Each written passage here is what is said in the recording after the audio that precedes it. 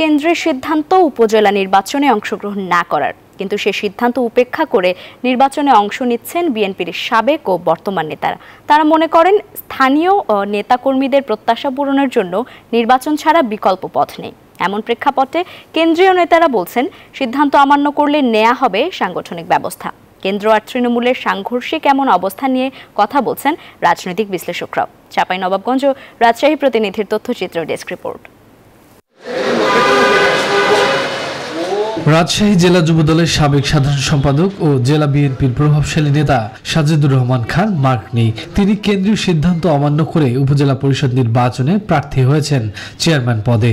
বিএনপির এই নেতা মনে করেন, সাধারণ মানুষের পাশে দাঁড়াতে হলে ভোটের বিকল্প নেই।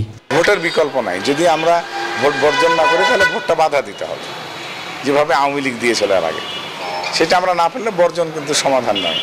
আর আওয়ামী লীগকে ফাঁকা মাঠে গোল দিতে দেওয়া হবে না, এবং আমি মনে করছি যে আমার থানা গোদাগাড়ি থেকে এটা শুরু করব। বিকাশে কম খরচে ক্যাশ আউটের লিমিট বেড়ে 50,000, প্রিয় এজেন্টও 2টা।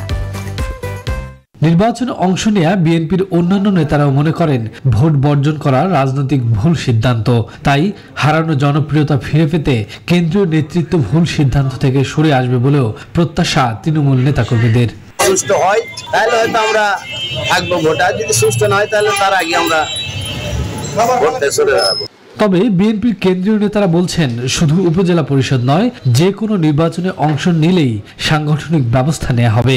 যারা নির্বাচনে দলের সিদ্ধান্ত যারা মানেনি, তাদের দলীয় পদ্ধতিতে তাদের ইয়ে করা হবে, কঠোরভাবে শাস্তি করা হবে। বিশ্লেষকদের অভিমত, গত 15 বছর ভোট থেকে দূরে থাকায় বৃহৎ এই রাজনৈতিক দলটি জনগণ থেকে ক্রমেই দূরে সরে যাচ্ছে। রাজনৈতিক দল টিকিয়ে রাখতে হলে নির্বাচনে অংশগ্রহণ করা ছাড়া উপায় নেই। বিএনপি এইভাবে কতজনকে বহিষ্কার করবে? নির্বাচন বর্জন করে, নেতাদের বহিষ্কার করে কোনো দল এগোতে পারে না।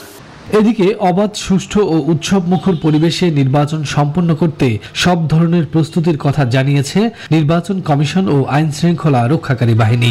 রাজশাহী বিভাগের পাবনা এবং সিরাজগঞ্জ জেলা, এই 2টি জেলাতে ইভিএম অনুষ্ঠিত হবে, আর বাকি 6টি জেলায় যেসব নির্বাচন হবে সব ব্যালট পেপারের মাধ্যমে হবে। আমরা চাইবো যে আগামী নির্বাচনটা যেন অবাধ, সুষ্ঠু, সুন্দর, নিরপেক্ষ এবং অংশগ্রহণমূলক হয়। সেক্ষেত্রে পুলিশের যে ভূমিকা উচিত, ইতিবাচক ভূমিকা, সেটা আমরা প্রতিপালন করব। উপজেলা নির্বাচনের ইতিহাসে এবারই প্রথম রঙিন পোস্টার ব্যবহার করতে পারবেন প্রার্থীরা। Desk report, news 24।